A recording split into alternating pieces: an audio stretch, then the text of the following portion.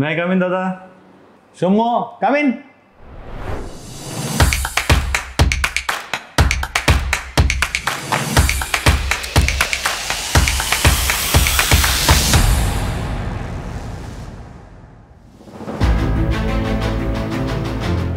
দাদা, সামনের সিলেটের 1 তারিখের প্রোগ্রাম নিতে আমি খুবই এক্সাইটেড এবং সোফার অনেক স্টুডেন্টস কিন্তু আমাদেরকে রেসপন্স করেছে। বেসিক যে কারণটা এটা আমরা করতে চাচ্ছি, আমার কাছে যেটা মনে হয় দাদা, স্টুডেন্টসদের যারা দেশের বাইরে যেতে চায় অথবা যারা এখানে জব পাচ্ছে না, হায়ার স্টাডিজের জন্য বাইরে যেতে চায়, তাদের ভিশনের অভাব খুব বেশি। মানে তারা কি করতে চায় বা কেন আইএলটিএসটা দিতে চায় সেই পারফেক্ট যেটা পিকচার সেটা দেখতে পারে না। এবং আরেকটা জিনিস আমি খেয়াল করলাম, সেটা হচ্ছে ক্যানাডাতে থাকার পরও যে মেন্টরশিপের অভাব আছে।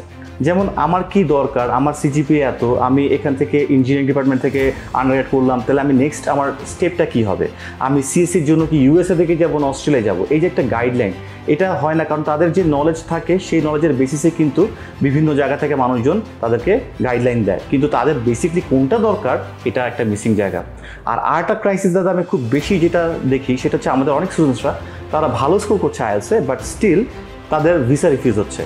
দেখলাম এসওপিতে সমস্যা অথবা ব্যাংক স্টেটমেন্টের সমস্যা, স্পন্সরশিপ দেখাচ্ছে উল্টাপাল্টা, চাচাতো বোন মামাতো বোন এদেরকে দেখাচ্ছে।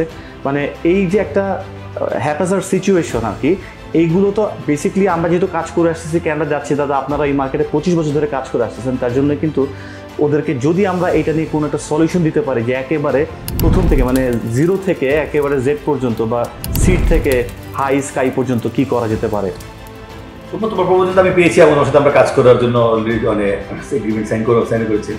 আমার মনে হয় যে আমরা 1 তারিখে এটা নিয়ে কথা বলি, কারণ 1 তারিখে আমি চেষ্টা করব যে আসলে কি কারণে ভিসা রিফিউজগুলো হচ্ছে এবং সেখানে তার কি কি বিষয় নেওয়া দরকার, ক্যাটাগরি ইস্যু কনসালটেন্টকে হায়ার করা দরকার এবং কি কি সেগমেন্টগুলোকে আমরা যদি প্রায়োরিটি বেসিসে দেখি এবং হাইলাইট করি তাহলে তার ভিসার সম্ভাবনা খুবই বেশি থাকে।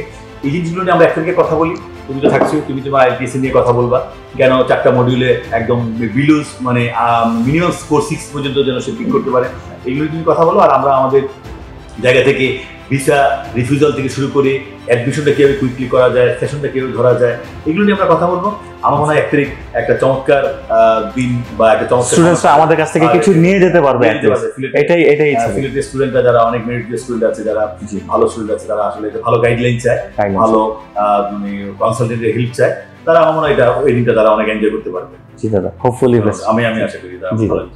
থ্যাংক ইউ সো মাচ, দেখা হবে।